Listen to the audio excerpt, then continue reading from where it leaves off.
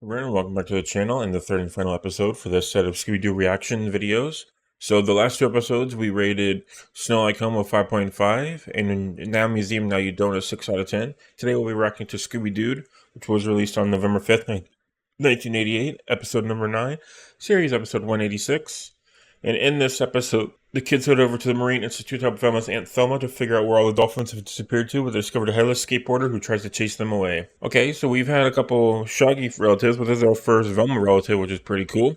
Velma got a call one morning, and the next thing we knew, the Scooby-Doo detective agency was on its way to the beach. It looks like we're on the beach episode, nice. So Aunt Thelma's the head of the Marine Institute, and it seems that their dolphins are disappearing. Let's split up, gang. Oh, Freddy, not yet. The mystery hasn't even started. Oh, yeah. Scooby and Yeah, come on, Fred. It's time to set up camp. Zoinks, it's a seaweed monster. Yay! Oh, no, he's coming to get us. Wow, seaweed monster, jeez. Red herring? Also, red herring already, nice. He just randomly at the Like beach. some fun. Yeah, you should have seen the looks on your faces when... That's two episodes in a row for red herring, and there's Velma. Walks the same way as did Velma. Freddy, this is my Aunt Thelma. She's glad to meet you. Hello, the monster. No, Okay, so she's kind of even more interesting than Allow me to Velma. show you around. And this is the dolphin corral. Dozens of dolphins used to live in this corral. Now only Skipper's left. Don't worry, Scooby. Skipper is very friendly. Aren't you, Skipper? Apparently, Velma's voice actor was also Melody for Josie and the Pussycats in the new Scooby-Doo movies. That's interesting. Wow, so the way the ghost says, dude, get off the Melody Beach, that's pretty interesting. Oh no, Skipper's gone. Oh, Skipper! Here, Skipper! Well, maybe she just ran out to get away from the How monster. did they I don't think so. take a dolphin that quickly, just hiding in a treasure chest? What is it, Velma? A jelly bean. Jelly bean?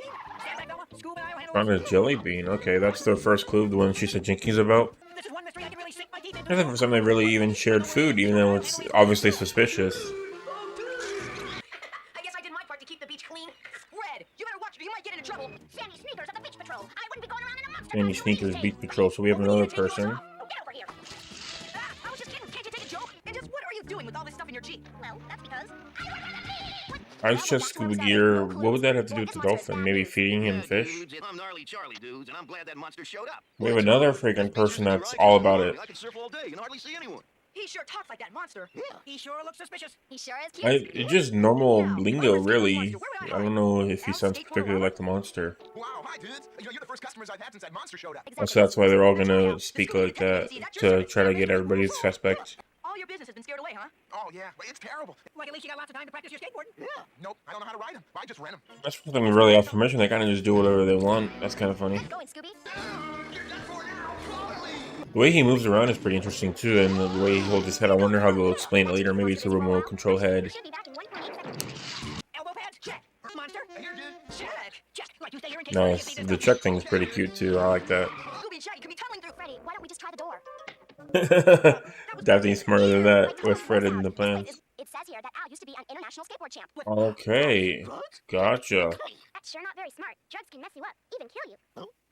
This makes me mad. Oh, okay, so they're doing like a drug syndrome. So that, yeah, I said mention that in the trivia that with Nancy Reagan's kind of war on drugs campaign. Okay, I can skateboard. Well, then I got involved with the wrong people. I knew the sinister tuna people fit in here somewhere. See, I'd made some mistakes and it ruined my career. It almost ruined my life. But then when I got out of jail, I took what little money I had left and opened this park. But then the monster showed up. He's gonna run a lot for this episode. Is he a part of it for real this time? You got it all wrong. I want to hire you to clear my good name. Good name? I'll pay you half price. It's a deal. Thanks, Jones. I know I can count on you. See you later. Okay, so Freddy made the deal to clear his name. Interesting. I know. I'll give you a tasty nacho-flavored Scooby snack. Like, sorry, Scoob, but where are we gonna find Scooby snacks out here? Peanuts, popcorn, nacho-flavored Scooby snacks. Just took the Scooby snack just by itself. Okay, that's one for Scooby. Another odd number. Someone must like playing video games. Those aren't for Yes, there's only one music cue, but the monster was skateboarding underneath water, so it must be somebody that has access to a scuba gear. Hey, but where does this go? Good news, Al. We're closing in on that monster. Huh? Oh, gee, that's great. Yeah, the dude that just reacted seemed pretty suspicious. He just happened to be there walking around whenever they mentioned the stand to the skateboarder guy.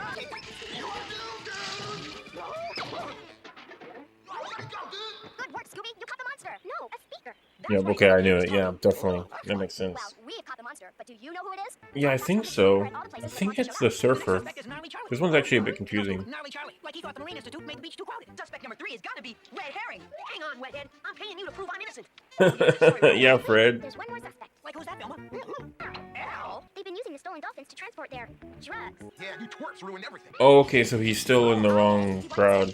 So they're going full drug centric with this one. And that trap door we saw in the cave leads to our shed. Good job, kids. I'll take it from here. I don't think that's a good idea. Do you? Like, no way, babe. I'll grab these two bogus dudes and jam back to FBI headquarters. Like, you mean Sandy Sneakers was working with Al? And that gnarly Charlie is really an undercover FBI agent? Totally, dude, and do that. Okay, yeah, so we got another undercover agent, then we have two team-up people. So there's two bad guys, actually. So I was actually wrong with the surfer guy. I thought he was a part of it. I don't know you bozos anything. He just seemed a bit more suspicious. But the lady, she only appeared once, so it made sense it was her. And then he teamed up with the other guy. That was a pretty interesting one. Kind of felt more like we interrupt this regular scheduled program to bring you the war on drugs, which I thought was pretty interesting. Yeah, so in this one, in the trivia that I saw, I didn't mention it, but this is probably the first time in the Scooby-Doo franchise where an episode makes a reference to a real social issue, drugs. This was a national crisis during the 80s, and many cartoons during that time had been discussing it. When this episode aired, Nancy Reagan's Just Say No campaign was prevalent. This campaign from the 1980s and early 1990s was part of the U.S. war on drugs. It was used to discourage children from engaging in illegal recreational drug use. Interesting premise. Didn't really expect that of first time that they really kind of more did like an adult style issue. It makes sense though with the way that it was campaigned around. That's why it kind of confused me on who it could be suspect wise. The head I called, I thought it was gonna be the surfer dude because he only appeared for like 2 scenes and then he seemed very suspicious at the stand of why he would even be there talking to that guy. But it made sense after the fact. He was like our 8th undercover agent. I should have really listed them out as we've gone through. I think our second one for pup name as well, even though we're only 9 episodes in. He was kind of doing some reconnaissance and some research. And then it makes sense for the basically the lifeguard lady to have one because the scuba gear and then the ice chest as well. Kind of basically feeding the dolphins to use as essentially drug meals is what they were doing. This one's actually pretty good in that front because it kept you guessing because it kind of went more adult themed, so wasn't really sure who it could be.